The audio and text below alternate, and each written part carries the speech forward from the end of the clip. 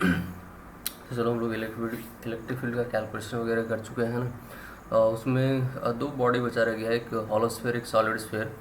तो उसका जो कैलकुलेशन है बेसिकली हम लोग गॉस लॉ से करते हैं।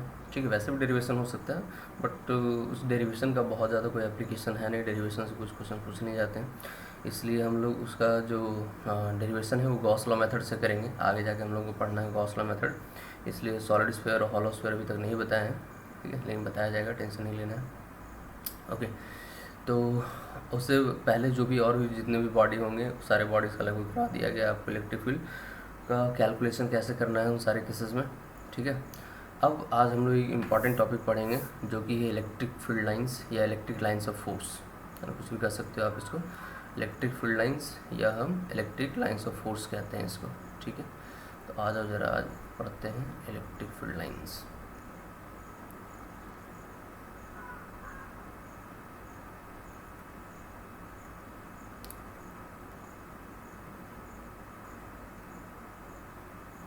या आप इसको इलेक्ट्रिक लाइंस ऑफ फोर्स भी कह सकते हो। ठीक है, तो अब इसमें बेसिकली हमें पहले तो ये समझना है कि आखिर ये होता क्या है। ठीक है, और उसके बाद हम लोग देखेंगे कि इसके क्या क्या प्रॉपर्टीज़ हैं।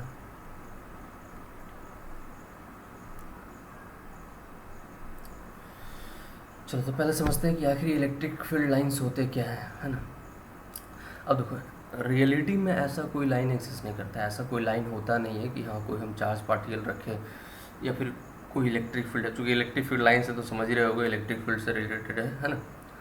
तो ऐसा कुछ नहीं होता कि हाँ हम इलेक्ट्रिक फील्ड कहीं पे है तो वहाँ पे हमें इलेक्ट्रिक लाइंस ऐसे जाते हुए दिखेंगे, है ना, ऐसा कोई लाइंस बना हुआ दिखेगा, ऐसा कुछ दिखता नहीं है। ठीक है ना, तो हम लोग इलेक्ट्रिक फील्ड लाइंस फिर पढ़ते क्यों, जब ऐसा कुछ होता ही नहीं है तो ऐसा पढ़ते क्यों है। तो ये एक एजम्पशन है। ठीक है, तो ऐसा क्यों एजम्पशन लिया जाता है, इलेक्ट्रिक फील्ड लाइंस को क्या पढ़ने का ज़रूरत है। तो इलेक्ट्रिक फील्ड में जो भी फिनोमेनन हो रहे हैं, ठीक है, उसको सही से समझने के लिए या उसको सही ढंग से एक्सप्लेन करने के लिए या कह सकते हो उसको सिंपल बनाने के लिए, आसान बनाने के लिए इलेक्ट्रिक फील्ड लाइंस का यूज़ करते हैं। इलेक्ट्रिक फील्ड लाइंस के हेल्प से हम वो जो कॉन्सेप्ट है इलेक्ट्रिक फील्ड में, कहाँ पे डायरेक्शन क्या होता है, कैसे वेरिएशन हो रहा है ना, किस तरह से फील्ड चेंज हो रहा है या कांस्टेंट है, इन चीज़ों को समझने के लिए इलेक्ट्रिक फील्ड लाइंस का हेल्प लेते हैं, जिससे कि हम काफ़ी ईजी वे में चीज़ों को समझ सकते हैं और एक्सप्लेन भी कर सकते हैं। इसीलिए हम लोग इलेक्ट्रिक फील्ड लाइंस पढ़ते हैं। ठीक है, तो इलेक्ट्रिक फील्ड लाइंस एक इमेजिनरी लाइन है जो कि हम लोग ड्रॉ करते हैं इलेक्ट्रिक फील्ड में। ठीक है भाई, तो इमेजिनरी लाइन है, ये भी समझ में आ गया कि इससे हमें बहुत हेल्प मिलता है इलेक्ट्रिक फील्ड को समझने में, काफ़ी इजी वे में हम समझ सकते हैं। और कैसे वो अभी हम लोग जो फील्ड लाइंस ड्रॉ करेंगे तो देखेंगे। ठीक है, ओके, तो अब ये इमेजिनरी लाइन को कैसे ड्रॉ किया जाए। ऐसा तो नहीं ना कि किसी भी तरह का लाइन हम ऐसे ड्रॉ कर दिए फील्ड लाइंस, ऐसा नहीं होगा, है ना कुछ तो कंडीशन होंगे फील्ड लाइंस को ड्रॉ करने का। तो फील्ड लाइंस को ड्रॉ करने का बस एक सबसे इम्पॉर्टेंट कंडीशन ये है बच्चों कि फील्ड लाइंस को तुम इलेक्ट्रिक फील्ड में ड्रॉ कर रहे हो तो ड्रॉ करो, ठीक है, बट इस तरह से ड्रॉ करना है तुम्हें इलेक्ट्रिक फील्ड लाइंस कि जैसे मान लो हमने एक ये फील्ड है, फील्ड में हमने एक फील्ड लाइंस को ऐसे ड्रॉ किया, ठीक है। अब ये फील्ड लाइंस सही है या गलत, ये कैसा पता चलेगा। तो फील्ड लाइंस के किसी भी पॉइंट पे क्या करो, तुम एक टेंजेंट ड्रॉ करो। इलेक्ट्रिक फील्ड लाइंस में उसके किसी भी पॉइंट पे क्या करो, एक टेंजेंट ड्रॉ करो।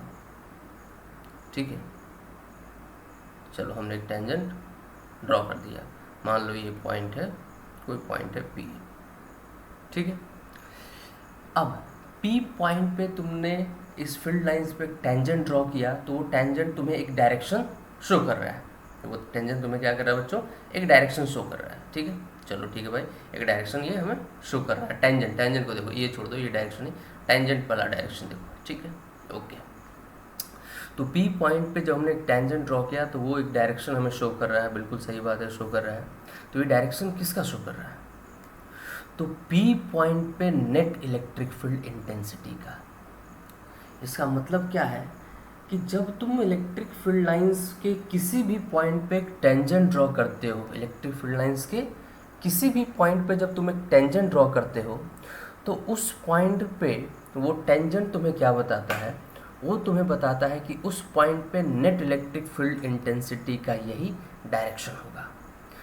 मतलब इस फील्ड में ये पी पॉइंट पे इलेक्ट्रिक फील्ड इंटेंसिटी का जो नेट डायरेक्शन है बच्चों, वो यही है नेट इलेक्ट्रिक फील्ड इंटेंसिटी का डायरेक्शन। कौन बताता है? टेंजेंट। उसी तरह से यदि हम कोई दूसरा पॉइंट सेलेक्ट कर लें, जैसे यहाँ पे हम एक पॉइंट सेलेक्ट कर लेते हैं पॉइंट क्यू, यदि हम इस पर एक टेंजेंट ड्रॉ करते हैं, इस पर हम एक टेंजेंट ड्रॉ करते हैं ऐसे, ये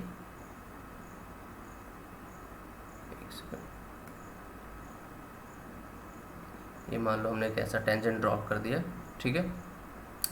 तो इसका मतलब है कि ये हमें क्या बताएगा कि इस पॉइंट पे, यहाँ पे क्यू पॉइंट पे नेट इलेक्ट्रिक फील्ड इंटेंसिटी का यही डायरेक्शन है। हाँ, अब ये फील्ड लाइन सही ड्रॉ किया गया है कि नहीं कैसे पता चलेगा? तो ठीक है भाई, क्यू पॉइंट पे हम चेक करेंगे कि इलेक्ट्रिक फील्ड इंटेंसिटी का क्या यही डायरेक्शन है। कैसे चेक करेंगे? तो यहाँ क्यू पॉइंट पे +1 कूलम चार्ज ला कर रखेंगे, और यदि हम +1 कूलम चार्ज को रखते हैं और इलेक्ट्रिक फील्ड उस टाइम पे यदि इधर फोर्स लगाता है उस पर, है ना, तो इसका मतलब है कि हाँ, ये डायरेक्शन क्या था? सही था। क्योंकि हमने इलेक्ट्रिक फील्ड इंटेंसिटी का डायरेक्शन पता करने का तरीका या फिर उसका मैग्नीट्यूड फाइंड करने का क्या तरीका था? जिस पॉइंट पे तुम्हें मैग्नीट्यूड या डायरेक्शन फाइंड करना है, वहाँ पे +1 कूलम चार्ज रख दो। उस +1 कूलम चार्ज पे जितना फोर्स लगेगा, फोर्स का मैग्नीट्यूड होगा क्या? इंटेंसिटी का मैग्नीट्यूड। और उस फोर्स का डायरेक्शन क्या देगा? इंटेंसिटी का डायरेक्शन। तो अब इस तरह से यदि हम पी पे इन सारे पॉइंट्स पे यदि +1 कूलम चार्ज रख के देखें और सब पे ये टेंजेंट के अलॉन्ग ही डायरेक्शन दे रहा है, इसका मतलब हमने जो फील्ड लाइंस ड्रॉ किया है बच्चे, वो बिल्कुल सही है। अब देखो ये कितना कितना बेहतरीन कॉन्सेप्ट है। ऐसे हमें देखो क्या करना पड़ता, जैसे यहाँ पे, जैसे ये पी पॉइंट है तो यहाँ पे एक ऐसे ड्रॉ करके दिखाया जाता है कि पी पॉइंट पे ये डायरेक्शन होगा, क्यू पे ये होगा, मतलब हर एक पॉइंट पे ऐसे ऐसे डायरेक्शन दिखाना पड़ता है। अब हमने सीधा एक ऐसा ड्रॉ कर दिया, तो अब हमें डायरेक्शन शो करने की ज़रूरत नहीं। ऐसे देखो क्या करना पड़ता है, पी पे इधर है, क्यू पे इधर है, आर पे इधर है, एस पे इधर, ऐसे हमें बहुत सारे डायरेक्शन शो करने पड़ते हैं अलग अलग पॉइंट पे। अब क्या हुआ, कितना आसान हो गया हमारे लिए कि बस एक ऐसा कर्व ड्रॉ कर दो। अब कह दो कि जिस भी पॉइंट पे तुम्हें चाहिए इंटेंसिटी का डायरेक्शन, भाई साहब वहाँ जाके तुम एक टेंजेंट ऐसे ड्रॉ कर दो, हो गया, मिल गया तुम्हें डायरेक्शन, टेंशन लेने की ज़रूरत नहीं। बात सुन, तो अभी हम जो कह रहे थे, काफ़ी इजी वे में यदि इलेक्ट्रिक फील्ड को समझना है, डायरेक्शन किधर है, फोर्स किधर है, तो उसके लिए हम इलेक्ट्रिक फील्ड लाइंस का हेल्प लेते हैं। इसलिए एक इमेजिनरी लाइन है, बस चीज़ों को समझने के लिए हम इसका यूज़ करते हैं। ऐसा कोई लाइन सच में नहीं होता है फील्ड में। तो यहाँ से एक इम्पॉर्टेंट पॉइंट आया कि इलेक्ट्रिक फील्ड लाइंस को ड्रॉ करने का तरीका क्या है। इलेक्ट्रिक फील्ड लाइंस कैसे ड्रॉ करेंगे? तो बस एक ही rule, electric field lines draw करते टाइम तुम्हें बस इतना ध्यान रखना है कि तुम इस तरह से ड्रॉ करो कि उस फील्ड लाइंस पे कहीं भी यदि एक टेंजेंट ड्रॉ किया जाए किसी भी पॉइंट पे, that tangent should be along the direction of electric field intensity, है ना। तो इसका मतलब हम लोग इसको कैसे डिफाइन कर सकते हैं? तो आप ऐसा कह सकते हो कि electric field lines is an imaginary line, the tangent to which gives the direction of electric field intensity at that point.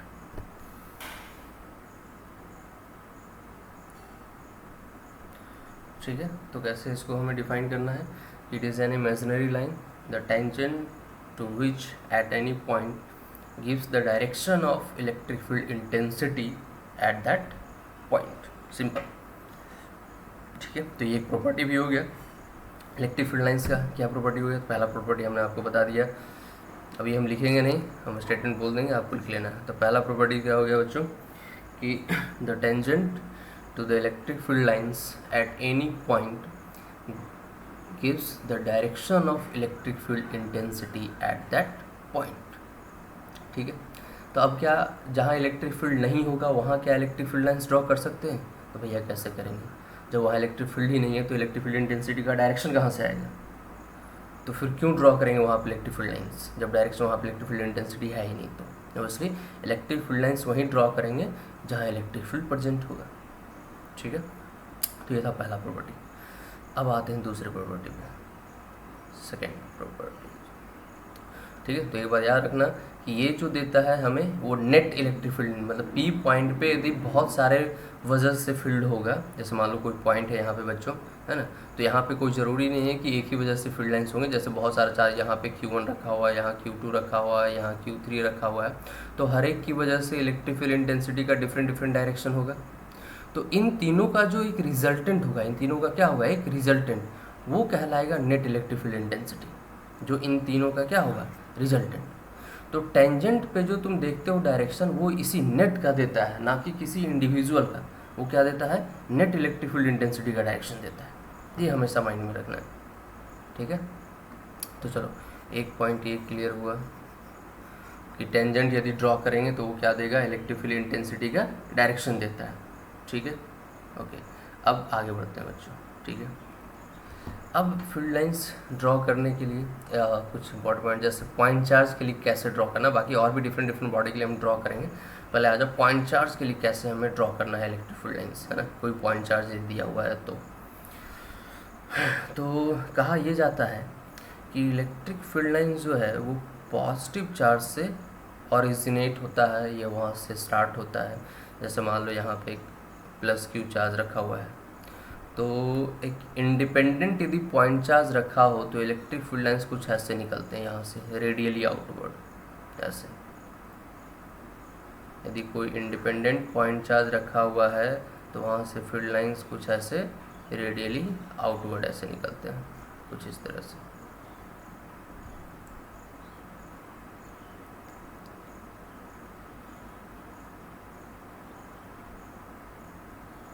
ठीक है, कुछ इस तरह से रेडियली आउटवर्ड की तरफ निकलते हैं। तो इसीलिए कहा जाता है कि पॉजिटिव चार्ज से जो इलेक्ट्रिक फील्ड लाइन से बच्चों वो क्या होता है, ऑरिजिनेट होता है। हाँ, बट ध्यान देना है कि ये रेडियली आउटवर्ड एकदम इस तरह से स्ट्रेट तभी जा रहा होगा जब यहाँ पे कोई दूसरा चार्ज नहीं होता है। ये इंडिपेंडेंट पॉइंट चार्ज है। ये क्या है बच्चों, इंडिपेंडेंट पॉइंट चार्ज रखा हुआ है, एक पॉजिटिव चार्ज, मतलब इसके आसपास कोई दूसरा चार्ज पार्टिकल नहीं है, ना कोई पॉजिटिव ना कोई नेगेटिव चार्ज पार्टिकल है। तो जब तुम एक इंडिपेंडेंट पॉजिटिव चार्ज रखते हो कहीं फील्ड में, तो उससे इस तरह से रेडियली आउटवर्ड डायरेक्शन में निकलता है, ठीक है। और इस तरह से जो निकल गया तो वो यूनिफॉर्मली निकलता है ना, ऐसा नहीं कि किसी एक साइड डेंसिटी ज़्यादा हो दूसरी साइड, यहाँ तो डायग्राम में वैसा दिख रहा है, बट यूनिफॉर्मली निकलता है, चारों तरफ से एकदम यूनिफॉर्मली निकलता है, ठीक है। ओके, और उसी तरह से यदि कोई एक इंडिपेंडेंट नेगेटिव चार्ज रखा हुआ है, क्या रखा हुआ है, इंडिपेंडेंट नेगेटिव चार्ज, तो ये कहा जाता है कि इस पे इलेक्ट्रिक फील्ड लाइंस आकर टर्मिनेट होते हैं, आकर टर्मिनेट होते हैं ऐसे।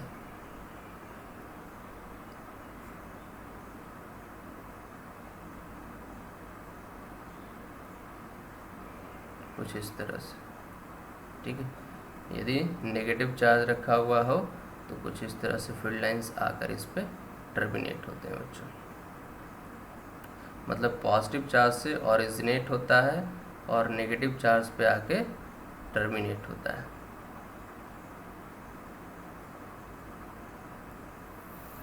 ठीक है। अब यहाँ पे इम्पॉर्टेंट पॉइंट देखो, एक बात, ये तो समझ में आ गया, पॉजिटिव से निकलेगा नेगेटिव पे टर्मिनेट होगा, ये सिंपल कॉन्सेप्ट है, ये तो दिमाग में रखना है इसको, है ना।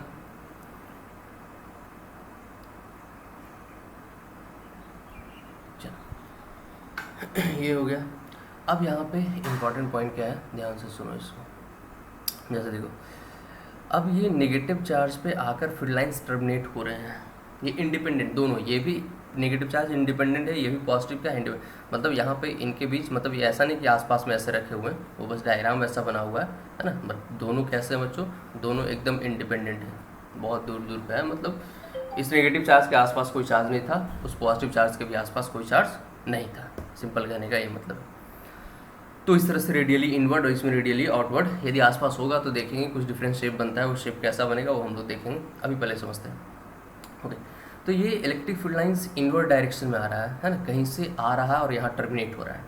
तो फिर ये आ कहाँ से रहा है, कहीं ना कहीं से ऑरिजिनेट हुआ होगा, तभी तो यहाँ पर आकर टर्मिनेट हो रहा है, खुद ब खुद तो वैसे ही तो कहीं से नहीं आ रहा होगा। तो हम लोग ऐसे केसेस में मानते हैं कि ये कहाँ से आ रहा है, ये इन्फिनिटी से आ रहा है। कहाँ से आ रहा है? इन्फिनिटी से आ रहा है। या फिर हम ऐसा एज्यूम कर लेते हैं कि पॉजिटिव चार्ज बहुत दूर इन्फिनिटी पे रखा हुआ था, जहाँ से कि ये फील्ड लाइन से निकल कर आए और उस नेगेटिव चार्ज पे क्या हो गया? टर्मिनेट हो गया। बात समझ में? मतलब तुम ऐसा कह सकते हो कि इस केस में जो ये फील्ड लाइन्स ओरिजिनेट हुआ है, कहाँ से ओरिजिनेट हुआ है? इन्फिनिटी से ओरिजिनेट होकर और नेगेटिव चार्ज पे आके क्या हो गया? टर्मिनेट हो गया। अब उसी तरह से इस केस में यहाँ से ओरिजिनेट तो हुआ है पॉजिटिव चार्ज से, बट ये टर्मिनेट फिर कहाँ होगा जाकर? कहाँ जाकर टर्मिनेट होगा? तो अब चूंकि आसपास में कोई नेगेटिव चार्ज तो है नहीं, तो इसलिए ये कहाँ जाकर टर्मिनेट होगा? ये जाकर इन्फिनिटी पे जाकर टर्मिनेट होगा। तो अब सोचो, पॉजिटिव चार्ज से ओरिजिनेट हो रहा है, टर्मिनेट इन्फिनिटी पे हो रहा है, और यहाँ पे इन्फिनिटी से और ओरिजिनेट होकर टर्मिनेट कहाँ हो रहा है? पॉजिटिव नेगेटिव चार्ज पे। ठीक है, तो अब सोचो हम लोग ऐसा कह सकते हैं कि जो फील्ड लाइन्स है वो पॉजिटिव चार्ज से भी ओरिजिनेट होता है या इन्फिनिटी से भी ओरिजिनेट होता है। बट इन्फिनिटी से ओरिजिनेट होने का मतलब है कि इन्फिनिटी पे पॉजिटिव चार्ज रखा हुआ है। मेन यही स्टेटमेंट है कि पॉजिटिव चार्ज से क्या होता है? वो ओरिजिनेट होता है। ठीक है, और नेगेटिव चार्ज पे जाकर क्या होता है? टर्मिनेट होता है। तो तुम ये लिख ले सकते हो, ठीक है, कि electric field lines originates from positive charge or infinity and terminates on negative charge or infinity। Simple concept. ठीक है, तो ये क्लियर है। और यदि इंडिपेंडेंट पॉइंट चार्ज रखा हुआ हो तो इलेक्ट्रिक फील्ड लाइंस कैसे ड्रॉ करते हैं? पॉजिटिव चार्ज के लिए रेडियली आउटवर्ड और नेगेटिव चार्ज के लिए रेडियली इनवर्ड। ठीक है, और यही फील्ड लाइंस तुम्हें इलेक्ट्रिक फील्ड इंटेंसिटी का डायरेक्शन भी देता है बच्चों। ठीक है, तो तुम समझ सकते हो इलेक्ट्रिक फील्ड इंटेंसिटी का डायरेक्शन यदि पता करना हो तो क्या करना होगा? बस कहीं भी फील्ड लाइंस पे क्या करोगे? एक यूनिट पॉजिटिव चार्ज रख दोगे। जैसे मान लो यहीं पे, यहाँ पे क्या करो, एक +1 कूलम या +q कोई भी एक चार्ज रख दो, है ना, +q चार्ज एक रख दो यहाँ पर। तो इस +q चार्ज पे एक फोर्स लगेगा, और फोर्स किधर लगेगा? इलेक्ट्रिक फील्ड के अलॉन्ग। तो ये इलेक्ट्रिक फील्ड लाइन्स है, मतलब इलेक्ट्रिक फील्ड इसी डायरेक्शन में है, मतलब इसमें जो फोर्स लगेगा वो इसी डायरेक्शन, देखो ऐसा लगेगा फोर्स। और कितना फोर्स लगेगा? तो Q इंटू जो इस पॉइंट पे इलेक्ट्रिक फील्ड इंटेंसिटी होगा। ठीक है, तो ये तो हम वैसे भी समझ सकते हैं, दोनों पॉजिटिव चार्ज है तो इसलिए रिपेल करेगा, तो इसी डायरेक्शन में फोर्स लगेगा। तो एकदम सही हम लोग फील्ड लाइन्स ड्रॉ किया है ना।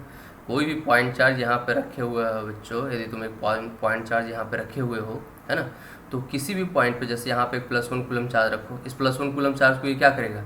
इस डायरेक्शन में ऐसे रिपेल करेगा। यदि यहाँ पे तुम +1 कूलम चार्ज रखते तो कैसे रिपेल करता?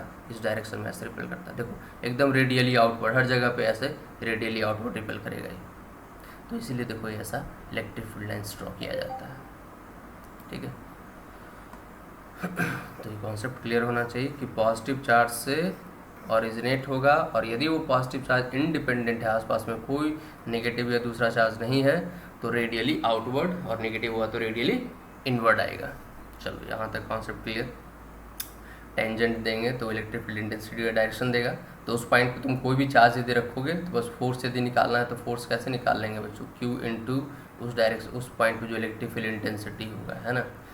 यदि पॉजिटिव चार्ज रहा तो इलेक्ट्रिक फील्ड लाइंस के अलॉन्ग मतलब फोर्स लगेगा, और यदि नेगेटिव चार्ज रहा तो इलेक्ट्रिक फील्ड लाइंस के अपोजिट फोर्स लगेगा। सिंपल सी बात है, ये पहले भी हम लोग देख चुके हैं कॉन्सेप्ट। अब इसके बाद नेक्स्ट प्रॉपर्टी पे आते हैं, पेज अगला पेज पे चला जाए, थर्ड प्रॉपर्टी पे आते हैं बच्चों।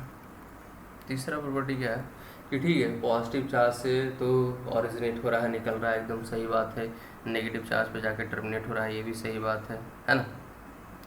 तो अब इसमें एक इम्पॉर्टेंट पॉइंट ये कहा जाता है कि जो number of field lines originate हो रहे हैं, नंबर ऑफ फील्ड लाइंस जो ओरिजिनेट हो रहे हैं या नंबर ऑफ फील्ड लाइंस जो टर्मिनेट हो रहे हैं, है ना, कितना फील्ड लाइंस ड्रॉ किया जाए एक चार्ज से, कितना फील्ड लाइंस ड्रॉ किया जाए। जैसे मान लो हम यहाँ पे मान लो हम +q चार्ज रखते हैं, ठीक है, तो इस +q चार्ज से कितना इलेक्ट्रिक फील्ड लाइंस निकलेगा, कितना, क्या मैग्नीट्यूड होना चाहिए, कितना नंबर ऑफ फील्ड लाइंस यहाँ से हम ड्रॉ कर सकते हैं। रेडियली आउटवर्ड ही निकलेगा, बट कितना निकलना चाहिए, क्या इसका कोई फिक्स वैल्यू है कि कितना निकलना चाहिए?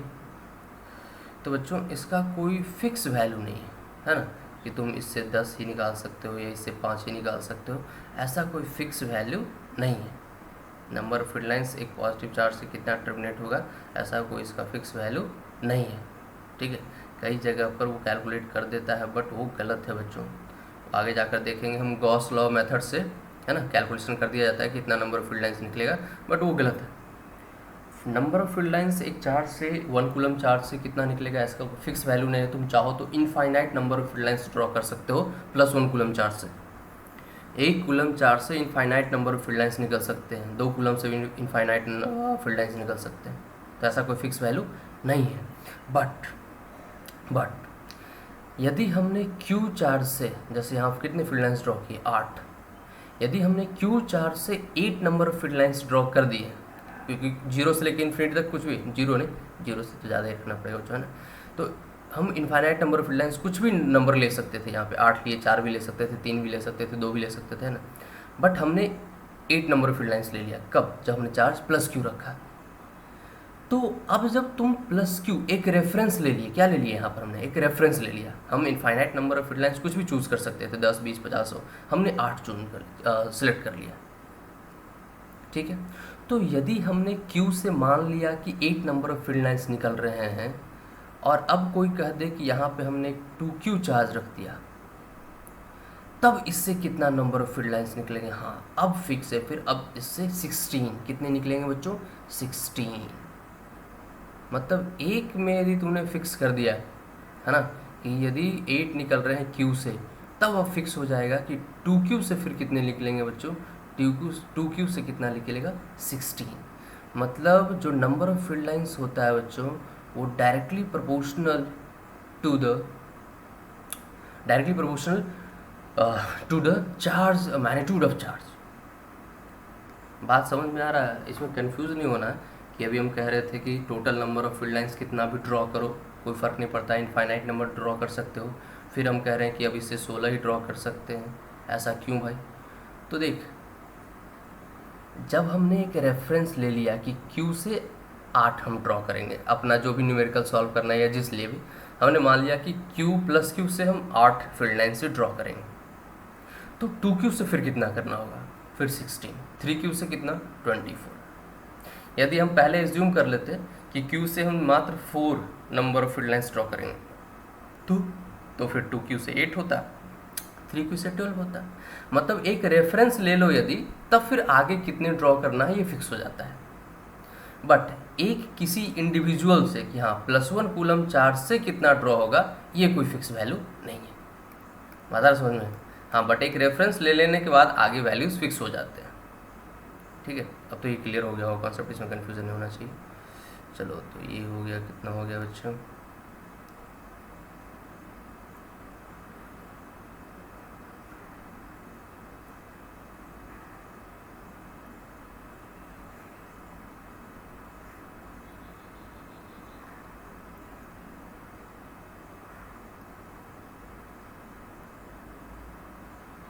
कुछ ऐसा समझ में आ रहा है? तो यदि एक से फिक्स कर दो तो फिर दूसरे से भी फिक्स हो गया है कि यदि 8 है तो 2Q से 16। ये बात को ध्यान में रखना है। लेकिन एक इंडिविजुअल से इतना ही निकलेगा, ये कोई फिक्स वैल्यू नहीं है। यहाँ पे बस कंपेयर किया जा रहा है। यहाँ पे क्या किया जा रहा है बच्चों? कंपेयर किया जा रहा है कि Q से इतना तो बताओ 2Q से कितना। ठीक है, तो इस केस में लिख लेना है क्या कि number of field lines linked with a charge या फिर associated with a charge particle is directly proportional to the magnitude of charge। ठीक है, जितना मैग्नीट्यूड ज़्यादा होगा, नंबर ऑफ फील्ड लाइंस उतना ही ज़्यादा ड्रॉ करेंगे उसके लिए। ठीक है, ओके, तो चलो ये हो गया है कॉन्सेप्ट। इसके बाद आगे बढ़ते हैं अगला नेक्स्ट कॉन्सेप्ट क्या है बच्चों? नेक्स्ट कॉन्सेप्ट ये है कि 2 इलेक्ट्रिक फील्ड लाइंस आपस में कभी इंटरसेक्ट नहीं कर सकते। 2 इलेक्ट्रिक फील्ड लाइंस आपस में कभी इंटरसेक्ट नहीं कर सकते। ऐसा क्यों नहीं कर सकते? उसका वजह ये है बच्चों, क्योंकि जैसे ये एक फील्ड लाइंस है तो इसके अकॉर्डिंग इलेक्ट्रिक फील्ड इंटेंसिटी का कुछ ये डायरेक्शन है। ठीक, और ये जो ब्लू वाला फील्ड लाइंस है इसके अकॉर्डिंग इलेक्ट्रिक फील्ड इंटेंसिटी का कुछ ये डायरेक्शन है। एक सेकंड, थोड़ा सही से ड्रॉ करो।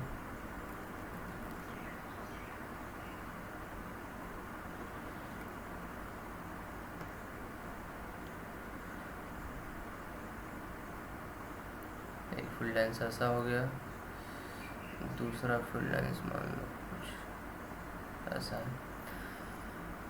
तो यदि हम लोग दोनों डिफरेंट फील्ड लाइन्स को देखें, जैसे यदि रेड वाले फील्ड लाइन्स को देखें तो according to this field line electric field intensity इस डायरेक्शन में होगा।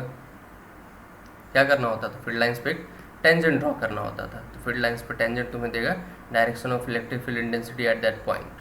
तो इंटरसेक्शन पॉइंट पे जब हम देखें तो यहाँ पर दो टेंजेंट ड्रॉ होगा, दोनों फील्ड लाइन्स के अकॉर्डिंग अलग अलग टेंजेंट ड्रॉ होगा।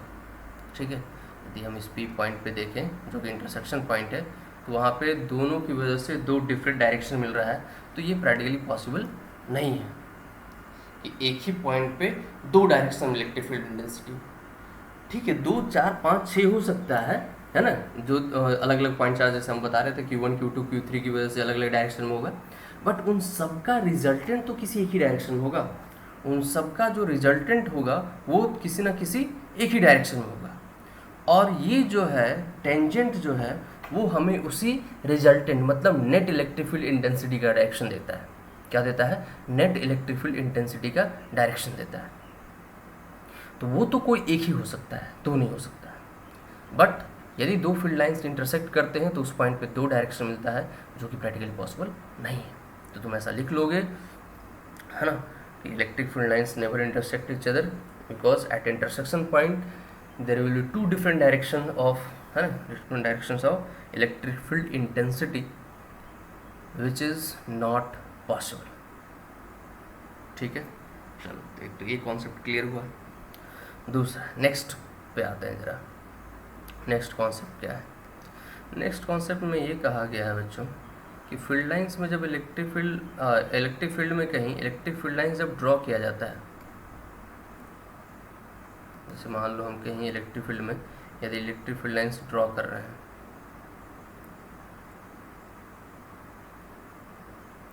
कुछ हमने ऐसा ड्रॉ किया इलेक्ट्रिक फील्ड लाइंस, ठीक है, मतलब यहाँ पे समझ लो कुछ ऐसे, यहाँ पे थोड़ा ज़्यादा ही पास में फील्ड लाइंस, है ना, कुछ ऐसे, और आगे जाकर ये मतलब एक डाइवर्जिंग टाइप का है ना, आगे जाकर फैलता चला जा रहा है। ओके, चलो हमने कुछ ऐसा इलेक्ट्रिक फील्ड लाइंस ड्रॉ कर दिया किसी फील्ड में, कुछ इस टाइप का इलेक्ट्रिक फील्ड लाइंस है।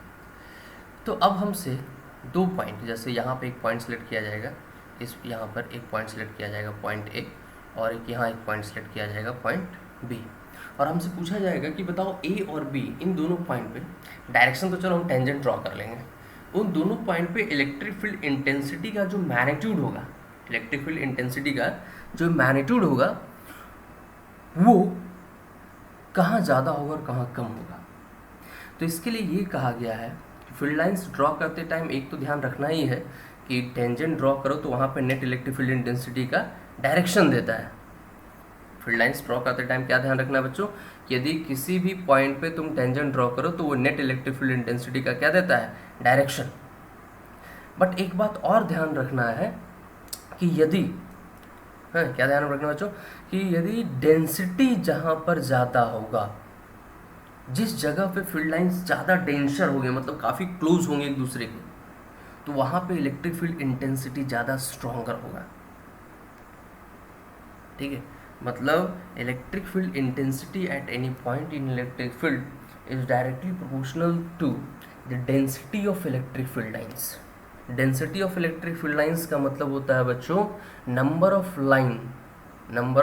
लाइंस पर यूनिट एरिया, है ना, और एरिया कैसे लेना है, perpendicular to the line, per unit area perpendicular to the line. मतलब ये देखो समझाते हैं इसका क्या मतलब है, per unit area perpendicular to the line, मतलब यहाँ पे देखो एक क्रॉस सेक्शनल एरिया ऐसे सेलेक्ट करो, ऐसा ये, ठीक है, ये एरिया हो गया, और यहाँ पे एक एरिया सेलेक्ट करो जो कि इस पूरे लाइंस को कवर करता है। तो तुम ध्यान से देखो एक पॉइंट पे जो ये एरिया है, ये एरिया कम है और यहाँ एरिया ज़्यादा है। तो जब डेंसिटी निकालेंगे number of field lines upon area, number of field lines upon area, तो दोनों जगह पे नंबर ऑफ फील्ड लाइंस तो सेम ही है, 3 और 3, बट इस केस में एरिया कम है तो यहाँ पे जो डेंसिटी है ए पॉइंट पे वो हायर हो जाएगा और बी पॉइंट पे डेंसिटी क्या हो जाएगा, लो हो जाएगा। सो इलेक्ट्रिक फील्ड इंटेंसिटी का magnitude at point A is greater than electric field intensity at point B. बताया समझ में, magnitude of electric field lines is directly proportional to the density of electric field lines. Density of electric field lines मतलब number of field lines per unit area perpendicular to the line. तो एक important point ये हो गया बच्चों। उसके बाद आगे बढ़ते हैं नेक्स्ट इम्पॉर्टेंट पॉइंट पे। ठीक है, अब एक इम्पॉर्टेंट पॉइंट ये कहा जाता है कि इलेक्ट्रिक फील्ड लाइंस कभी क्लोज लूप नहीं बना सकते। क्या नहीं बना सकते बच्चों? इलेक्ट्रिक फील्ड लाइंस कभी इस तरह से क्लोज लूप में एग्जिस्ट नहीं करते हैं, है ना। इलेक्ट्रिक फील्ड लाइंस कभी भी इस तरह से क्लोज लूप में एग्जिस्ट नहीं करते हैं। अब ऐसा क्यों कहा गया कि इलेक्ट्रिक फील्ड लाइंस कभी भी क्लोज लूप में एग्जिस्ट नहीं करते हैं, समझते हैं थोड़ा। यदि बहुत सिंपलेस्ट वे में समझना है, बस वो तरीका नहीं। यहाँ पे थोड़ा सा कंजर्वेटिव फोर्स वगैरह का कॉन्सेप्ट आता है बच्चों। ठीक है, अब वो कॉन्सेप्ट क्या है ज़रा समझते हैं। ठीक है, जैसे हम लोग वर्क पावर एनर्जी में एक कंजर्वेटिव नॉन कंजर्वेटिव दो टाइप के फोर्स पढ़े थे। तो कंजर्वेटिव फोर्स की डिफिनेशन में ये कहा गया है ना, कि यदि फोर्स कंजर्वेटिव होगा तो work done by that force in a close loop, मतलब जिस पॉइंट से हम चले वापस लौट कर यदि वही पॉइंट पर आ गए तो इस केस में जो टोटल वर्क डन होगा, इस केस में जो टोटल वर्क डन होगा बाय दैट फोर्स वो क्या होगा? ज़ीरो होगा। ये डिफरेंशियल ये बताया जाता है, वर्क पावर एनर्जी में पढ़ाया जाता है बच्चों कि work done by a conservative force in a closed loop equals to zero. ठीक, किसी भी कंजर्वेटिव फोर्स के द्वारा जो वर्क डन होगा इन अ क्लोज लूप वो क्या होगा बच्चों? ज़ीरो होगा। ठीक है, और नॉन कंजर्वेटिव फोर्स होगा तो work done in a close zero नहीं होता, work done in a close loop zero नहीं होता है। जैसे फ्रिक्शन फोर्स अपना नॉन कंजर्वेटिव फोर्स है, इसके द्वारा जब हम क्लोज लूप में वर्क डन कैलकुलेट करते हैं तो वो ज़ीरो नहीं आता है। ठीक है, ग्रेविटेशनल फील्ड कंजर्वेटिव हो गया। इलेक्ट्रोस्टैटिक फोर्स या इलेक्ट्रोस्टैटिक फील्ड जो होता है बच्चों वो एक कंजर्वेटिव फील्ड है। कैसा फील्ड है? एक कंजर्वेटिव फील्ड है। तो ये बात ये इंपॉर्टेंट, कई बार पूछा भी जाता है ऑब्जेक्टिव क्वेश्चन में कि इलेक्ट्रोस्टैटिक फील्ड कैसा है, कंजर्वेटिव या नॉन कंजर्वेटिव। तो एकदम माइंड में सेट कर लो कि इलेक्ट्रोस्टैटिक फील्ड जो होता है, इलेक्ट्रिक फील्ड कैसा है बच्चों? कंजर्वेटिव नेचर का होता है। इलेक्ट्रिक फील्ड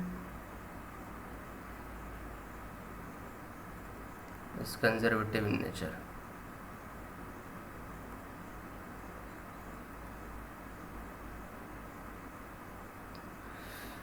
ठीक है भाई, तो अब कंजर्वेटिव नेचर का यदि होता है इलेक्ट्रिक फील्ड लाइंस, ठीक है, इलेक्ट्रिक फील्ड, तो work done in a close loop क्या होना चाहिए बच्चों? ज़ीरो होना चाहिए।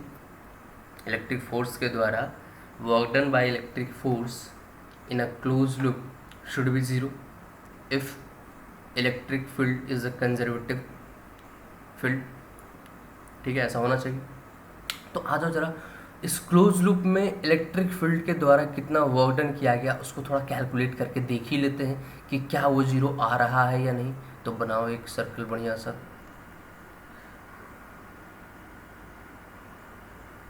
चलो एक हमने सर्कल बना दिया।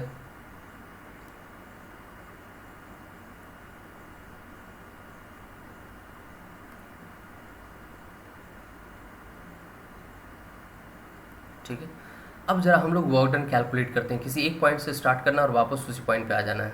ठीक है, तो चलो मान लो इस पॉइंट से हमने इस पॉइंट पे मान लो हमने एक क्यू चार्ज रखा। इस क्यू चार्ज के द्वारा देखते हैं इस पे जो फोर्सेस लग रहा है, इसको घुमाना है इस क्यू चार्ज को और वापस लाकर इसी पॉइंट पे रख देना है। तो इस पूरे प्रोसेस में, इस पूरे जर्नी में इलेक्ट्रिक फील्ड कितना या इलेक्ट्रिक फोर्स के द्वारा कितना वर्क डन होगा वो कैलकुलेट करना है। चलो मान लेते हैं कि इसका जो रेडियस है बच्चों आर। ओके, स्टार्ट करते हैं। तो सोचो ये इलेक्ट्रिक फील्ड लाइन्स है, तो यदि हमें वर्क डन निकालना है तो वर्क डन के लिए क्या चाहिए बच्चों? फोर्स डॉट डिस्प्लेसमेंट, है ना। जैसे एफ डॉट डी एक्स करते हैं ना, तो उसको फिर इंटीग्रेट करते हैं, ऐसे हमें निकालना होता है वर्क डन। मतलब फोर्स का डायरेक्शन पता होना चाहिए, फोर्स का मैग्नीट्यूड पता होना चाहिए, डिस्प्लेसमेंट पता होना चाहिए। ये सब कुछ पता होगा तो हम वर्क डन कैलकुलेट कर लेंगे। तो फोर्स का डायरेक्शन तो फिक्स है भाई साहब, टेंजेंशियल होगा इस केस में, है ना। इलेक्ट्रिक फील्ड लाइंस पे कहीं भी टेंजेंट ड्रॉ करो क्या देगा वो? डायरेक्शन फोर्स का। तो ठीक है भाई, ये तो होगा टेंजेंशियल। तो ये फोर्स का डायरेक्शन हो गया इलेक्ट्रिक फील्ड के द्वारा जो फोर्स अप्लाई किया जाएगा बॉडी पे। और यदि हम सर्कुलर पाथ पे चल रहे हैं या किसी कर्व पाथ पे चल रहे हैं तो देखो डिस्प्लेसमेंट का डायरेक्शन हमेशा क्या होता रहेगा बच्चों, बदलता रहेगा। तो हम स्मॉल स्मॉल डिस्प्लेसमेंट लेंगे। कैसा कैसा डिस्प्लेसमेंट लेंगे बच्चों, एकदम छोटी छोटी डिस्प्लेसमेंट। ऐसा वेरिएशन जब भी आता है तो क्या करते हैं, स्मॉल डिस्प्लेसमेंट के लिए वर्क डन कैलकुलेट करेंगे, फिर उसको धीरे धीरे ऐड करेंगे, सबको इंटीग्रेट करेंगे। तो चलो पहले एक छोटा सा डिस्प्लेसमेंट, स्मॉल डिस्प्लेसमेंट लेते हैं dx। हाँ, स्मॉल डिस्प्लेसमेंट हमने ले लिया dx। तो देखिए जब तुम किसी कर्व पाथ पे चल रहे होगे तो तुम्हारा जो स्मॉल डिस्प्लेसमेंट होगा वो भी देख कैसा हो रहा है, टेंजेंशियल ही होगा। और फोर्स का डायरेक्शन भी क्या है, टेंजेंशियल ही है। यानी फोर्स और स्मॉल डिस्प्लेसमेंट के बीच एंगल क्या बन रहा है बच्चों, 0 डिग्री। क्या एंगल बन रहा है, 0 डिग्री। तो cos F dot D x, F into D x into cos 0 क्या हो जाएगा, 1। तो हम इसको डायरेक्ट लिख सकते हैं क्या भाई, तो एफ इंटू डी एक्स। क्या लिख सकते हैं बच्चों, F into D X. Where F क्या है, तो एफ तो क्यू इंटू ई। एफ क्या है बच्चों, क्यू इंटू ई, और ई क्या है अपना इलेक्ट्रिक फील्ड इंटेंसिटी। तो चलो मान लेते हैं कि इलेक्ट्रिक फील्ड इंटेंसिटी इसमें जो है, जो फील्ड इंटेंसिटी का जो मैग्नीट्यूड है बच्चों वो कांस्टेंट है, एज्यूम कर लेते हैं। वेरिएबल भी होगा तो कोई दिक्कत नहीं। मान लेते हैं कि इलेक्ट्रिक फील्ड इंटेंसिटी क्या है, कांस्टेंट। मैग्नीट्यूड उसका क्या है, कांस्टेंट। चलो कांस्टेंट है तो बाहर आ गया। तो इंटीग्रेशन किसका बचेगा, सिर्फ dx का। अब ये dx क्या है, तो ये स्मॉल डिस्प्लेसमेंट। अब सोचो ऐसा ऐसा स्मॉल स्मॉल डिस्प्लेसमेंट यहाँ पे तुम लेते जाओ, ये स्मॉल स्मॉल डिस्प्लेसमेंट हर जगह पे देखो, डिस्प्लेसमेंट और फोर्स एकदम सेम डायरेक्शन में होगा हर जगह पे। देखो हर जगह पे डिस्प्लेसमेंट और फोर्स एकदम टेंजेंशियल होगा। तो हर जगह पे एंगल 0 ही बनेगा, तो टेंशन लेने की ज़रूरत नहीं है। तो सोचो ऐसे ऐसे छोटे छोटे वर्क डन को तू ऐड करता जा, ठीक है। तो इस dx को तू ऐड करेगा, तो ऐड करने के बाद ये टोटल लेंथ तुम्हें मिल जाएगा जो कि है 2πr। यानी कि यहाँ पे तुम्हें वैल्यू मिलेगा q into E into 2πr। इस dx का इंटीग्रेशन का मतलब क्या है, समेशन। तो सब छोटे छोटे एलिमेंट को ऐड करेगा तो तुम्हें क्या मिलेगा, पूरा सरकमफ्रेंस। तो ये आ गया 2πr। अब ये वैल्यू नॉट इक्वल्स टू 0 आ रहा है। हमने वर्क डन कैलकुलेट किया by electric force in a close loop और ये 0 नहीं आया, तो ये वायलेशन ऑफ लॉ है। क्योंकि इलेक्ट्रिक फोर्स तो कंजर्वेटिव है, तो एक कंप्लीट सर्कल में वर्क डन क्या आना चाहिए था, 0 आना चाहिए था। कंप्लीट एक सर्कल में, ये कंप्लीट एक क्लोज लूप में वर्क डन क्या आना चाहिए था, 0। बट ये नॉन ज़ीरो वैल्यू मिल गया। और ऐसा क्यों मिला नॉन ज़ीरो वैल्यू, क्योंकि हमने फील्ड लाइंस कैसा ड्रॉ कर दिया, एक क्लोज लूप। तो इसीलिए ये पॉसिबल नहीं है, क्योंकि यदि तुम field lines close loop draw करते हो तो उस वजह से वर्क डन जो आ रहा है वो नॉन ज़ीरो आ रहा है, और जो कि पॉसिबल नहीं है। Because electric field is a conservative field, इसीलिए इलेक्ट्रिक फील्ड लाइंस कभी क्लोज लूप में एग्जिस्ट नहीं करते हैं। बात आया समझ में? तो electric field lines never exist in a close loop because electric field is a conservative field, therefore work done by electric force in a close loop should be 0। But here तुम देख सकते हो कि work done in a close loop non zero value मिला है, ठीक है, जो कि पॉसिबल नहीं है, वायलेशन ऑफ लॉ है। तो ऐसा पॉसिबल नहीं। तो ये सबसे इम्पॉर्टेंट पॉइंट जो कि समझना था बच्चों, बाकी सब तो ईजी था, ठीक है। चलो अब ये हो गया, यहाँ तक हमने फील्ड लाइंस का सारा प्रॉपर्टीज़ वगैरह देख लिया कि इलेक्ट्रिक फील्ड लाइंस के क्या क्या प्रॉपर्टीज़ होते हैं। तो खास करके जब 12th बोर्ड का एग्ज़ाम देते हो तो उसको तुम देखना, प्रीवियस ईयर में क्वेश्चन में कई बार डायरेक्ट इस प्रॉपर्टीज़ से ही क्वेश्चन पूछा गया है कि बताओ हाँ ऐसा क्यों होता है ना, या फिर सारे प्रॉपर्टीज़ 3-4 प्रॉपर्टीज़ को लिख दो ऐसा। या मेंस में, एडवांस में, या फिर तुम्हारा नीट में कई ऐसे क्वेश्चंस होंगे जो फील्ड लाइंस के प्रॉपर्टीज से ही रिलेटेड होंगे। अभी फील्ड लाइंस के प्रॉपर्टीज़ का एक पोर्शन जो है, जो कि आगे पोटेंशियल सरफेस पढ़ने के बाद हम लोग उसको देखेंगे, है ना। एक छोटा सा पोर्शन बचा हुआ है इसके प्रॉपर्टीज़ का, जो कि आगे हम लोग जब पोटेंशियल पढ़ लेंगे तब उसको हम लोग डिस्कस करेंगे। यहाँ तक फील्ड लाइंस के प्रॉपर्टीज़ का सारा कॉन्सेप्ट क्लियर हो गया है, ठीक है। अब आते हैं कुछ फील्ड लाइंस ड्रॉ करते हैं डिफरेंट कंडीशन में। जैसे हमने पॉइंट चार्ज के लिए ड्रॉ कर दिया। अब देखो, एक होता है यूनिफॉर्म इलेक्ट्रिक फील्ड, एक होता है नॉन यूनिफॉर्म। वैसे वर्ड से तो तुम्हें समझ में आ ही रहा होगा कि यूनिफॉर्म का क्या मतलब है, नॉन यूनिफॉर्म का क्या मतलब है। Uniform electric field, uniform electric field. अब ये यूनिफॉर्म इलेक्ट्रिक फील्ड होता क्या है, क्या होता है ये यूनिफॉर्म इलेक्ट्रिक फील्ड? तो यूनिफॉर्म इलेक्ट्रिक फील्ड का सिंपल मीनिंग हो गया बच्चों, क्या सिंपल मीनिंग हो गया कि हर जगह पे इलेक्ट्रिक फील्ड इंटेंसिटी क्या होने चाहिए, सेम होना चाहिए। और क्या मतलब होगा यूनिफॉर्म का? अब चूंकि electric field is a vector quantity, कैसा क्वांटिटी है, वेक्टर क्वांटिटी, तो इलेक्ट्रिक फील्ड इंटेंसिटी जो है एक वेक्टर क्वांटिटी है। तो वेक्टर क्वांटिटी हर जगह पे सेम तभी होगा जब डायरेक्शन और मैग्नीट्यूड दोनों सेम होगा, ठीक है। तो जब यूनिफॉर्म इलेक्ट्रिक फील्ड के लिए फील्ड लाइंस ड्रॉ करते टाइम तुम्हें ध्यान रखना होगा कि हर जगह मैग्नीट्यूड भी सेम रहे और डायरेक्शन भी सेम रहे। तो डायरेक्शन तो टेंजेंट, डायरेक्शन तो कौन देता है, टेंजेंट। तो तुम यदि कर्व ड्रॉ करोगे बच्चों तो हर जगह टेंजेंट का डायरेक्शन अलग अलग होगा। तो यूनिफॉर्म इलेक्ट्रिक फील्ड यदि ड्रॉ करना है, field lines uniform electric field के लिए यदि फील्ड लाइंस ड्रॉ करना है तो ये तो कंफर्म है कि वो एक स्ट्रेट लाइन होना चाहिए। क्यों ऐसा होना चाहिए भाई?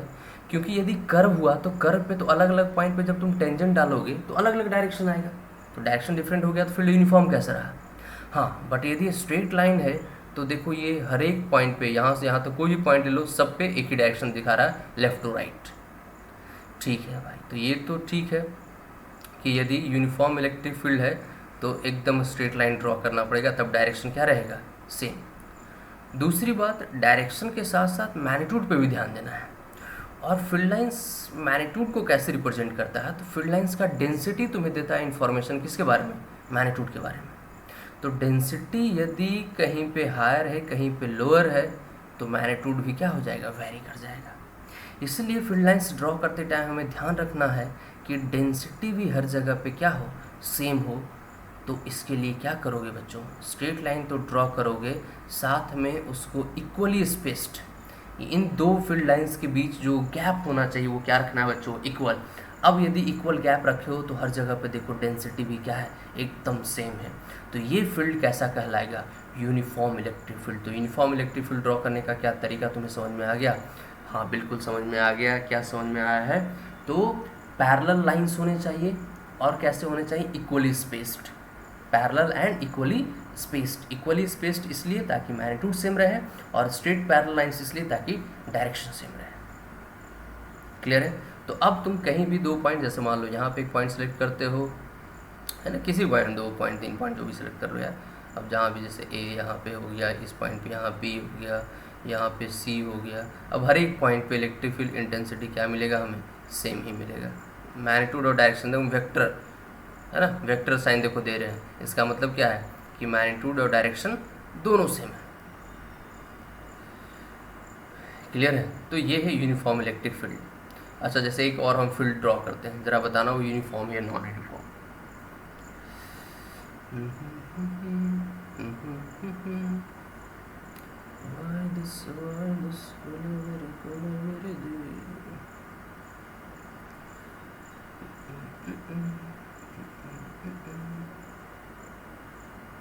एकदम इक्वली स्पेस ड्रॉ कर रहे हैं बच्चों, दो के बीच का गैप एकदम इक्वल रख रहे हैं।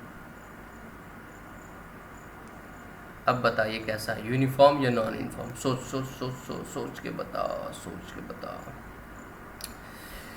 ये है बच्चों इक्वली स्पेस्ड तो है ना। जैसे दो पॉइंट मान लो हम सेलेक्ट कर लें, यहाँ पे एक पॉइंट ले लें ए और यहाँ पे एक पॉइंट ले लें बी, तो ठीक है, डेंसिटी सेम है।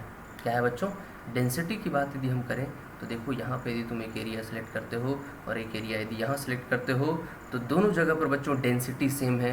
डेंसिटी सेम है तो मैग्नीट्यूड, मतलब इलेक्ट्रिक फील्ड इंटेंसिटी का magnitude at A and magnitude of electric field intensity at B, ये इक्वल होगा। ये क्या होगा बच्चों, इक्वल होगा। बट जब बात डायरेक्शन का आ जाए तो डायरेक्शन के लिए क्या करना होगा, टेंजेंट। तो यहाँ टेंजेंट कुछ ऐसा और यहाँ टेंजेंट कुछ ऐसा, देखो तो डायरेक्शन तो बच्चों डिफरेंट हो गया। यानी कि हम vector E A not equals to vector E B, direction same नहीं है, सिर्फ क्या सेम है, मैग्नीट्यूड। तो डायरेक्शन सेम नहीं है तो हम electric field intensity at point A and B equal नहीं कर सकते। तो ये यूनिफॉर्म इलेक्ट्रिक फील्ड नहीं है बच्चों, ये कैसा है, नॉन यूनिफॉर्म इलेक्ट्रिक फील्ड। ठीक है, तो ये सब तुम्हें थोड़ा कॉन्सेप्ट क्लियर होना चाहिए। अब जैसे कुछ डिफरेंट के लिए हम लोग ड्रॉ भी कर सकते हैं, है ना। जैसे डिफरेंट बॉडीज़ वगैरह हम लोग देखे थे, जैसे हमने रॉड वगैरह के लिए यदि तुम्हें ड्रॉ करना हो कि कैसे ड्रॉ करेंगे रॉड के लिए इलेक्ट्रिक फील्ड लाइंस, या फिर वेरी लार्ज डिस्क, है ना, इन सब के लिए कैसे ड्रॉ करेंगे, तो तुम सिंपली समझ सकते हो कैसे ड्रॉ करना है। आ जाओ ज़रा ड्रॉ करके देखते हैं बच्चों। जैसे मान लो एक इनफाइनाइट लेंथ का रॉड दिया हुआ है, कैसा दिया हुआ है, इनफाइनाइट लेंथ का रॉड है, ठीक है, एकदम इनफाइनाइट लेंथ का रॉड है बच्चों। इधर भी इन्फिनिटी तक और इधर भी इन्फिनिटी तक, ठीक है। अब इसके लिए हमें फील्ड लाइंस ड्रॉ करना है। कैसे फील्ड लाइंस ड्रॉ करना है, तो अब ये जो है रॉड मान लेते हैं कि पॉजिटिवली चार्ज है, नेगेटिवली चार्ज कैसा भी ले लो, है ना, उससे कोई फ़र्क नहीं पड़ता है।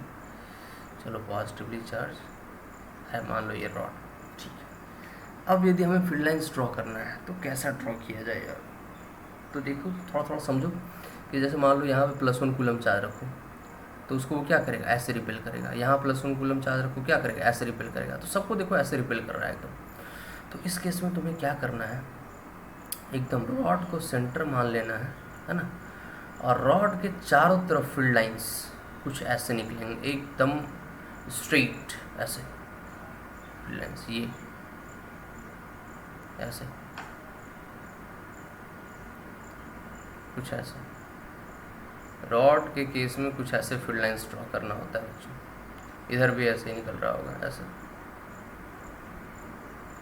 और इसे भी ये दो साइड नहीं निकल रहा है, ये हर तरफ से निकल रहा है।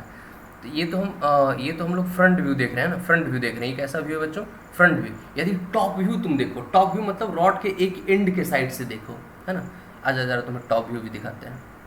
यदि तुम टॉप व्यू देखेगा इसका, क्योंकि इमेजिनेशन सही होना चाहिए, इमेजिन सही नहीं करोगे तो गलत। यहाँ से देखने पे लग रहा है कि दो साइड में बस ऐसे निकल रहा है ना, बट ऐसा नहीं कि ये सिर्फ दो साइड पे निकल रहा है। तुम यदि इमेजिन कर पा रहे होगे तो तुम समझ रहे होगे कि रॉड बिल्कुल सेंटर पे होगा और उसके चारों तरफ ऐसे फील्ड लाइंस निकल रहे होंगे। तो तू सोच, यदि टॉप व्यू देखेगा, ऊपर से इस रॉड को देखेगा, तो रॉड तुझे एक पॉइंट दिखेगा और कुछ नहीं। रॉड तुझे पॉइंट के अलावा और कुछ नहीं दिखने वाला, एक ऐसा पॉइंट दिखेगा, ऐसा, बस इतना ही दिखेगा रॉड तुझे। यदि तुम रॉड के एक एंड के साइड से देखोगे, टॉप व्यू जब तुम देखोगे, तो तुम्हें रॉड एक ऐसा पॉइंट दिखने वाला है। और जब रॉड ऐसा एक पॉइंट दिखेगा और तुम जब फील्ड लाइंस को देखोगे, तो फील्ड लाइंस तुम्हें ऐसे दिखेंगे, ऐसे, इधर ऐसे निकल रहा होगा, इधर ऐसे निकल रहा होगा, इधर ऐसे निकल रहा होगा, इधर ऐसे निकल रहा होगा। क्या कुछ समझ में आ रहा है, कुछ ऐसा, ये ऐसे दिखेंगे तुम्हें फील्ड लाइंस जब तुम टॉप व्यू देखोगे। मतलब रॉड एग्जैक्टली एकदम सेंटर में लगेगा तुम्हें और चारों तरफ फील्ड लाइंस ऐसे निकलेंगे, मतलब एक कुछ पॉइंट चार्ज की तरह तुम्हें दिखाई दे रहा है ना। बट एक बात और बता दें बच्चों, पॉइंट चार्ज इसमें डिफरेंस है। क्या डिफरेंस है भाई, तो पॉइंट चार्ज से जब निकलता है ना तो चारों तरफ निकलता है, मतलब तुम समझ लो वो रेडियली आउटवर्ड, मतलब वो एक स्फेरिकल, तो समझ में आ रहा है, स्फेरिकल, और ये कुछ सिलेंड्रिकल ऐसे निकल रहा है। थोड़ा डिफरेंस है, क्योंकि वो पॉइंट चार्ज बस एक पॉइंट है, रॉड तो पूरा यहाँ से यहाँ तक है ना बच्चों। तो हर एक ये ऐसे हर एक बॉडी पॉइंट चार्ज की तरह है, हर एक पॉइंट इसका पॉइंट चार्ज की तरह बिहेव करेगा। तो ये डिफरेंट है, पॉइंट चार्ज की तरह इसको कंसिडर नहीं कर लेना है। तो चलो रॉड के लिए कुछ ऐसे ड्रॉ करते हैं फील्ड लाइंस। बाकी किसी भी पॉइंट पे फील्ड कैलकुलेट, अब देखो ये यूनिफॉर्म फील्ड नहीं है, हाँ ये नहीं समझ लेना भैया एकदम पैरेलल डायरेक्शन से हमें तो यूनिफॉर्म कर देंगे, ना ना ना, यूनिफॉर्म नहीं है। क्यों नहीं है, क्योंकि ए और बी देख रहा है पैरेलल लाइंस हैं, इक्वली स्पेस्ड, वैसे ड्रॉ नहीं करना चाहिए, तो वैसे हमने ड्रॉ कर दिया, ठीक है। अब तुम देखो यहाँ पे डेंसिटी वैसे सेम दिख रहा है, बट ऐसा होगा नहीं जब फील्ड लाइंस ड्रॉ होगा एक्चुअली में, तो थोड़ा डिफरेंट होगा। तो जब हम लोग ड्रॉ करेंगे तो यहाँ ध्यान देना है कि ए और बी दोनों पॉइंट पे है ना, बी पॉइंट पे इंटेंसिटी क्या होगा बच्चों, बी पॉइंट पे इंटेंसिटी कम होगा किससे, पॉइंट ए से। बी पॉइंट पे इंटेंसिटी होगा less than intensity at point ए, क्योंकि लेमडा बाई, है ना, लेमडा बाई 2πε0 डी, कुछ ऐसा होता है ना। तो इसीलिए जैसे जैसे डिस्टेंस बढ़ता जाएगा इलेक्ट्रिक फील्ड इंटेंसिटी क्या होता जाएगा बच्चों, कम होता जाएगा, ठीक है। तो एक्चुअली में क्या होना चाहिए कि आगे जाकर ये फील्ड लाइन जो, चूँकि डायरेक्शन सबका ऐसे ही होता है, इसी डायरेक्शन में होता है, तो हमने एक स्ट्रेट लाइन ऐसे ड्रॉ कर दिया है, ये सिर्फ डायरेक्शन तुम्हें बता रहा है, ठीक है। मैग्नीट्यूड तो जैसे जैसे आगे बढ़ते जाओगे फील्ड लाइंस जो मैग्नीट्यूड होता जाएगा वो कम होता जाएगा, ठीक है। उसी तरह से यदि हम बात करें किसका, यदि हम बात करते हैं बच्चों वो जो एक हमने चार्ट शीट लिया था, याद है तुम लोगों को, इनफाइनाइट डायमेंशन, ये देखो ऐसा चार्ट शीट रखा हुआ है इनफाइनाइट डायमेंशन का ऐसे। तो इसकी वजह से फील्ड लाइंस कैसे ड्रॉ करेंगे, तो इसकी वजह से जैसे मान लो यदि ये पॉजिटिवली चार्ज्ड है, हाँ, तो अब इसके सामने जो फील्ड होता है वो एकदम यूनिफॉर्म होता है, क्योंकि सिग्मा बाई 2 एप्सिलॉन नॉट, वो तो गैप पे डिपेंड ही नहीं करता है ना कितने डिस्टेंस पे है, तो डिस्टेंस के अकॉर्डिंग इंटेंसिटी का मैग्नीट्यूड घटेगा बढ़ेगा कुछ नहीं, हर जगह पे इंटेंसिटी एक ही होता है सिग्मा बाई 2 एप्सिलॉन नॉट। और डायरेक्शन यदि पॉजिटिव है तो रिपेल करेगा, नेगेटिव है तो अट्रैक्ट करेगा। तो यदि तुम पॉजिटिव लिए हो तो डायरेक्शन रिपल्सिव, मतलब कुछ इस तरह से, हाँ इस केस में एकदम तुम पैरेलल लाइन ऐसे ड्रॉ कर सकते हो इस तरह से, ये एकदम यूनिफॉर्म इलेक्ट्रिक फील्ड बनाता है अपने सामने। तो यदि एक इनफॉर्मली चार्ज्ड इनफाइनाइट शेप का इनफॉर्मली चार्ज्ड शीट यदि तुम्हें दिया हुआ है, तो उस केस में जो फील्ड लाइंस उसके सामने होगा वो फील्ड लाइंस पूरी तरह से कैसा होगा बच्चों, एकदम यूनिफॉर्म इलेक्ट्रिक फील्ड लाइंस होगा, मतलब तुम वहाँ पे ड्रॉ कर सकते हो इक्वली स्पेस्ड, है ना, ऐसे पूरे रीजन में होगा, यहाँ से यहाँ तक पूरे रीजन में होगा, हम बस इतना ही ड्रॉ कर रहे हैं, ठीक है। और हर जगह पे पॉइंट ए लो, पॉइंट बी लो, कहीं भी कोई भी पॉइंट ले लो, सारे पॉइंट पे इंटेंसिटी सेम ही मिलेगा, ए पे भी बी पे भी, सब जगह इंटेंसिटी का मैग्नीट्यूड और डायरेक्शन सब सेम होगा, sigma by 2 epsilon not, sigma by 2 epsilon not. तो ये एक यूनिफॉर्म इलेक्ट्रिक फील्ड जनरेट करता है, कौन, इनफाइनाइट शेप का जो आपका यूनिफॉर्मली चार्ज शीट होता है, ठीक है। अब इसी पे इलेक्ट्रिक फील्ड इंटेंसिटी से रिलेटेड क्वेश्चंस वगैरह भी तुम्हें मिलेंगे। तो एक तो हो गया ये। अब फील्ड लाइंस की प्रॉपर्टीज़ पे प्रीवियस ईयर में भी तुम देखना बहुत सारे क्वेश्चंस वगैरह मिलेंगे, ठीक है। अब कुछ और भी ड्रॉ करने का तरीका कुछ देखो और भी हम बता देते हैं तुम्हें क्या तरीका होता है। जैसे मान लो कि दो पॉइंट चार्ज आस पास में रखे हों, जैसे मान लो कि यहाँ पर एक पॉइंट चार्ज Q रखा है और यहाँ पे एक पॉइंट चार्ज मान लेते हैं कि 2Q रखा हुआ है, ठीक है, Q और एक 2Q, दो ऐसा पॉइंट चार्ज रखा हुआ है।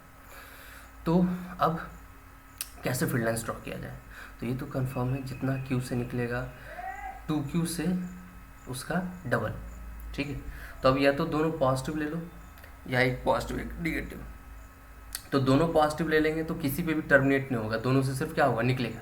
तो निकलेगा तो कुछ ऐसे निकालते हैं, जैसे देख Q से ऐसे निकल रहा है, यहाँ से ऐसे। अब पहले हम शेप बना लेते हैं फिर बताते हैं क्यों ऐसा क्यों बनाया गया है।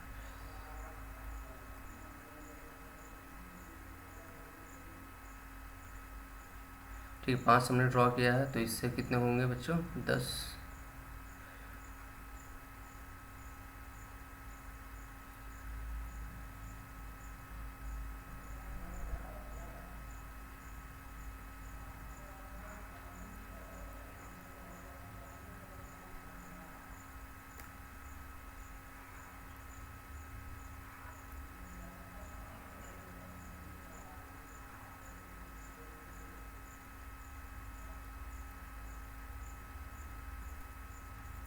ठीक है, तो कुछ इस तरह से ड्रॉ करेंगे। अब यहाँ पर कुछ ऐसा शेप क्यों बन रहा है, क्योंकि रिपेल कर रहा है ना एक दूसरे को, फील्ड लाइंस भी क्या कर रहे हैं, रिपेल कर रहे हैं, तो कुछ ऐसा शेप बनता है बच्चों, रिपल्सिव। और यहाँ पे देखो बीच में यहाँ पे कहीं ना कहीं फील्ड तुम्हारा क्या हो जाएगा, ज़ीरो। इक्विलिब्रियम पोजीशन याद करो, जब दो सेम नेचर का चार्ज होता था तो लाइन ज्वाइनिंग में बीच में कहीं पे एक ऐसा पॉइंट मिलता था जहाँ पे कि इंटेंसिटी क्या होता था या फिर नेट फोर्स क्या हो जाता था, ज़ीरो। क्योंकि ये इधर रिपेल करेगा और एक इधर रिपेल करेगा, दोनों फोर्स एक दूसरे को बैलेंस कर लेगा, तो वो पॉइंट क्यू के नज़दीक होगा, तो यहाँ पे इंटेंसिटी क्या हो जाएगा, ज़ीरो। तो इस तरह से ड्रॉ करेंगे बच्चे। यदि इसी में एक पॉजिटिव एक नेगेटिव होता तो थोड़ा डिफरेंट वे में ड्रॉ करते हैं। जैसे मान लो कि ये -Q होता है और यहाँ पे +2Q होता है ना, तब ड्रॉ करने का तरीका थोड़ा सा डिफरेंट हो जाता है। अब +2Q से निकलेगा और जाके टर्मिनेट हो जाएगा कहाँ पे, -Q पे, कुछ ऐसे कुछ ऐसे कुछ ऐसे,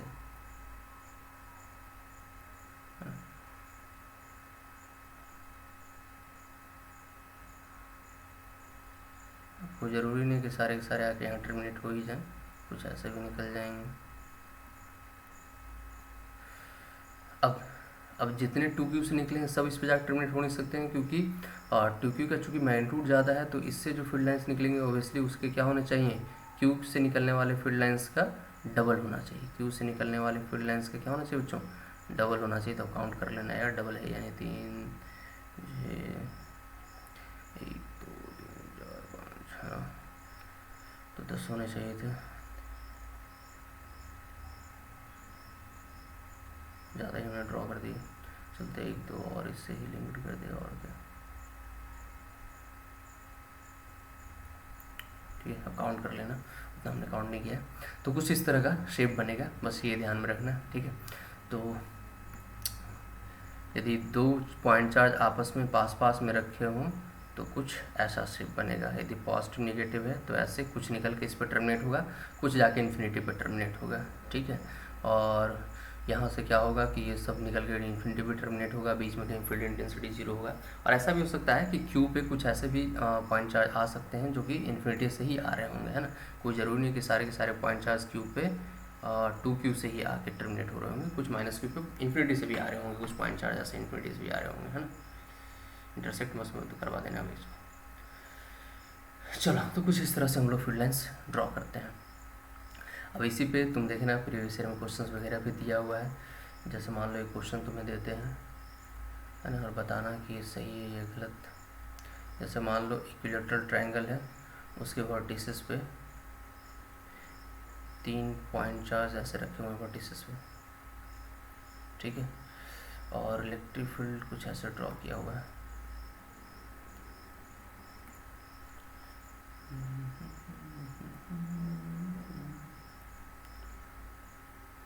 ये इलेक्ट्रिक फील्ड लाइन्स ऐसे ड्रॉ किए हुए हैं।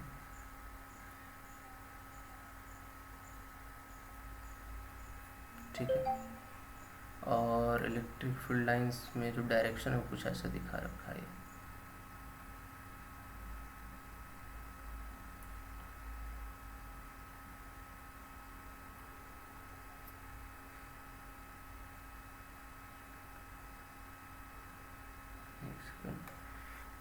हाँ, कुछ ऐसे दिखा रखा है, ऐसे दिखा रखा है।